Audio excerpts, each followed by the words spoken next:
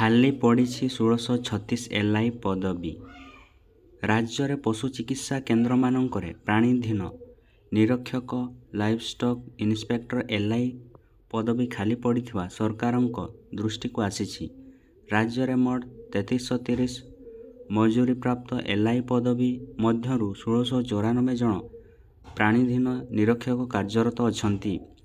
1636ଟି ପଦବୀ ଖାଲି ପଡ଼ିଛି। ବିଧାନସଭା ସଦସ୍ୟ ପ୍ରଦୀପ କୁମାର ଦିଶାରୀଙ୍କ ଏ ସମ୍ପର୍କିତ ପ୍ରଶ୍ନରେ ଗୃହରେ ଉତ୍ତର ରଖିଛନ୍ତି ମତ୍ସ୍ୟ ଓ ପ୍ରାଣୀ ସମ୍ପଦ ବିକାଶ ମନ୍ତ୍ରୀ ଗୋକୁଳାନନ୍ଦ ମଲ୍ଲିକ।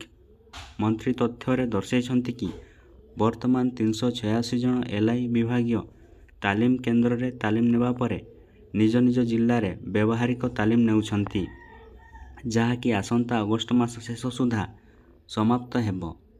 ତାଲିମ ସମାପ୍ତ ହେବା ପରେ ସେମାନଙ୍କୁ ନିଯୁକ୍ତି ଦିଆଯିବ। ପୁନଶ୍ଚ ଓଡ଼ିଶା ଅଧସ୍ତନ କର୍ମଚାରୀ ଚୟନ ଆୟୋଗ ପକ୍ଷରୁ ଗତବର୍ଷ ଅକ୍ଟୋବର 20ରେ 719ଟି ଏଲ୍ଆଇ ପଦବୀ ପୂରଣ ନିମନ୍ତେ ବିଜ୍ଞପ୍ତି ପ୍ରକାଶ ପାଇଛି।